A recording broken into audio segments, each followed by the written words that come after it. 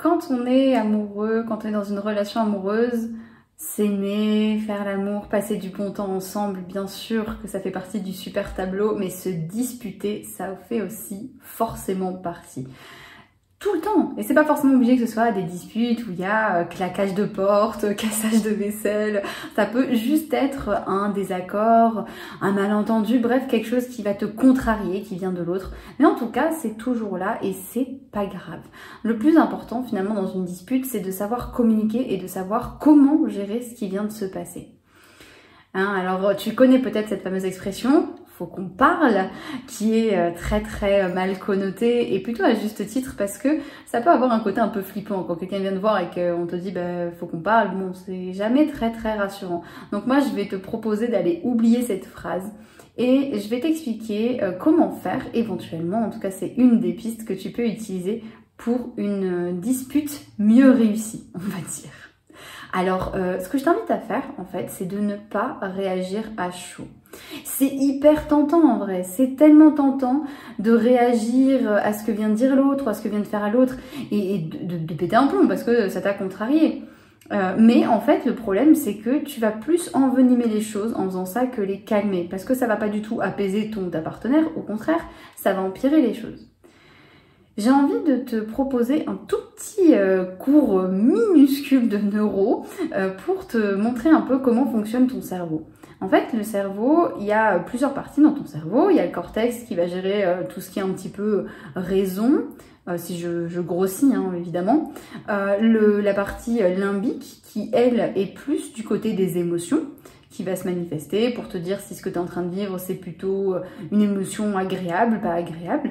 Et il y a la partie qui nous intéresse ici, c'est la partie qui est vraiment, on va dire, la plus importante et qu'on oublie beaucoup, c'est le cerveau reptilien.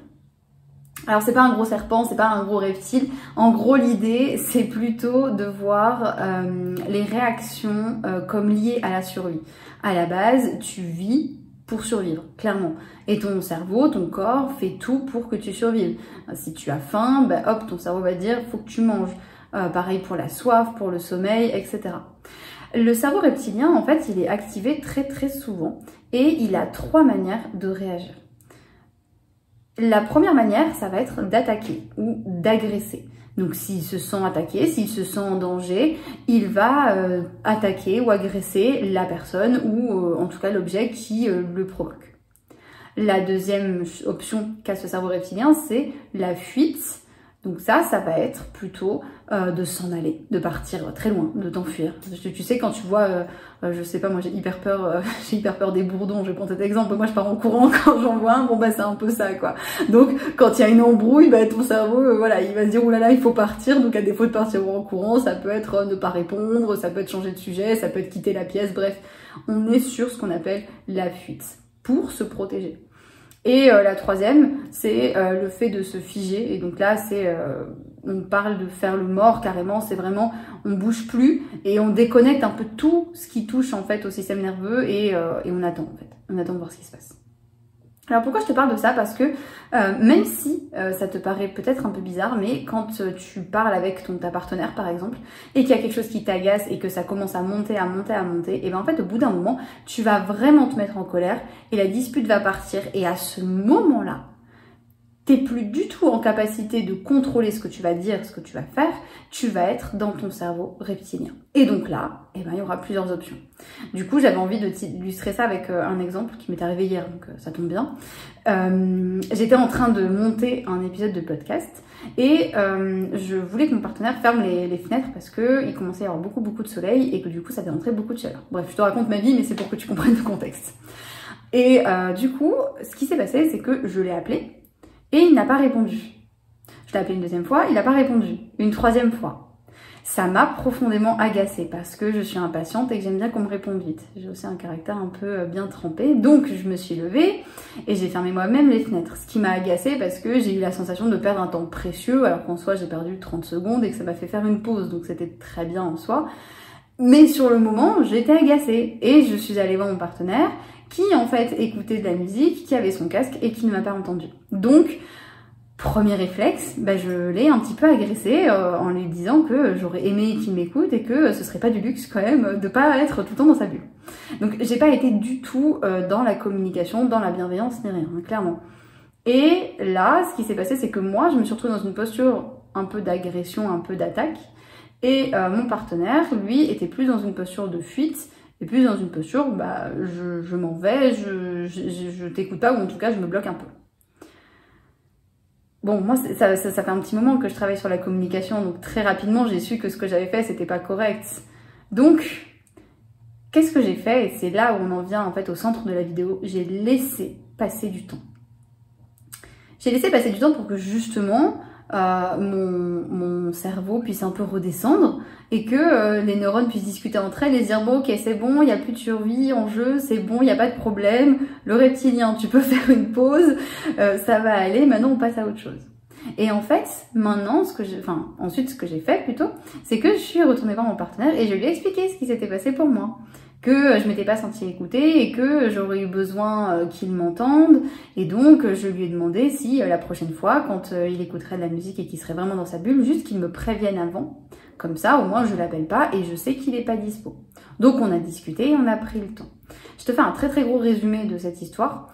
Mais juste pour t'expliquer ce que je suis allée faire, c'est que je suis allée chercher pourquoi je me suis énervée, de quoi j'avais besoin et comment éventuellement je pouvais demander à mon partenaire de m'aider pour ce besoin. En sachant qu'il aurait pu me dire non, je préfère qu'on fasse autrement. Et c'était complètement ok. En fait, l'idée c'était surtout que moi je puisse prendre du recul sur la situation et sur ce qui s'est passé. Quand il y a quelque chose qui ne va pas avec ta partenaire, que tu te sens contrarié, est-ce que ça t'arrive des fois de dire ok, je prends du recul, je remets un peu la scène et je regarde qu'est-ce qui s'est passé pour moi. Et souvent d'ailleurs quand après on raconte ça à nos copines ou qu'on raconte ça à quelqu'un, on a tendance à entendre cette question oh, qu'est-ce qu'il t'a fait ou qu'est-ce qu'elle t'a fait? En fait l'idée ce serait même de dire mais comment tu t'es senti? Qu'est-ce que tu as ressenti? Pourquoi la situation t'a énervé? Parce que finalement on a tous et toutes des réponses totalement différentes à ça. Moi, donc, ça m'a énervée parce que j'avais envie qu'ils me répondent. Il y a quelqu'un qui aurait pu être très énervé parce que elle ne se serait pas sentie écoutée ni respectée. Tout le monde est différent avec ses besoins, ses émotions. Et c'est en ça que c'est hyper intéressant d'aller se poser la question, dire « Ok, qu'est-ce qui s'est passé pour moi ?» Donc, mon invitation, au final, c'est de t'inviter à prendre du recul. Et c'est nécessaire si tu veux une discussion constructive.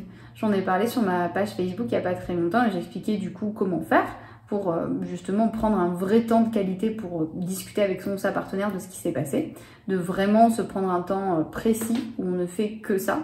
Et l'idée, pourquoi? Eh bien, c'est parce que comme ça te permet de redescendre, de ne plus être dans un instinct de survie où tu ne peux pas forcément contrôler ce que tu fais et où tu peux réagir à froid finalement et ne plus réagir à chaud.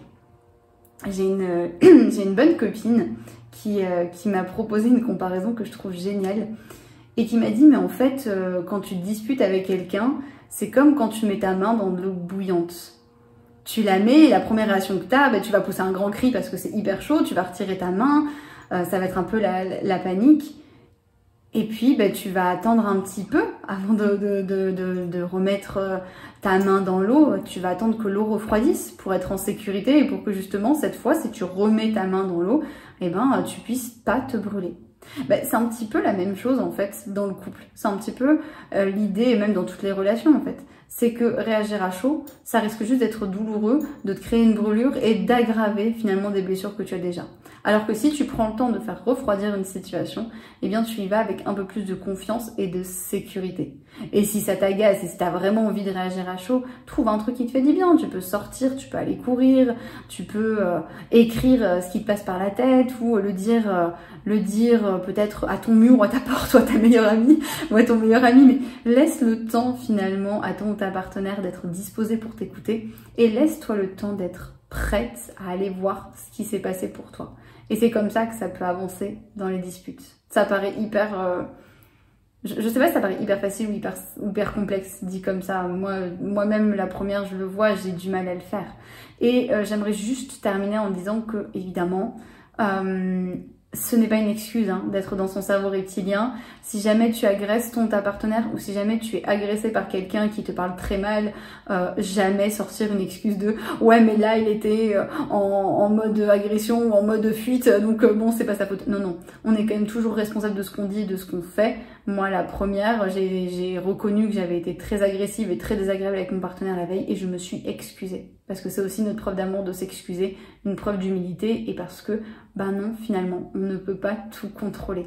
Donc je t'invite vraiment à ne pas oublier ça aussi, qu'on est vraiment responsable de ce qu'on fait et de ce qu'on dit, peu importe à quel moment c'est. Si tu as besoin de discuter de tout ça, de voir comment justement tu peux aller vers une meilleure communication avec ton ou ta partenaire, je serais ravie de t'aider. C'est une partie de mon travail dans mes accompagnements pour les femmes qui sont dans une relation amoureuse, peu importe ta relation. L'idée c'est que je te reçoive en ligne et puis voilà, on parle de ta situation et on ira voir tes émotions, tes besoins, de quoi tu as besoin pour te mettre en sécurité, pour communiquer avec l'autre, comment faire pour communiquer avec l'autre et les clés pour te ressourcer et faire que tu te sentes bien dans un moment qui peut être un peu difficile. Donc si tu as envie de ça, je t'invite à me contacter. Tu as pas mal de liens sous la chaîne YouTube. Et puis surtout, je t'invite à ne pas hésiter à mettre un petit commentaire et à me raconter peut-être une dispute que tu as vécue ou si c'est quelque chose qui te parle et à le partager si jamais ça peut parler à quelqu'un. Merci à toi d'avoir suivi cette vidéo et à très bientôt.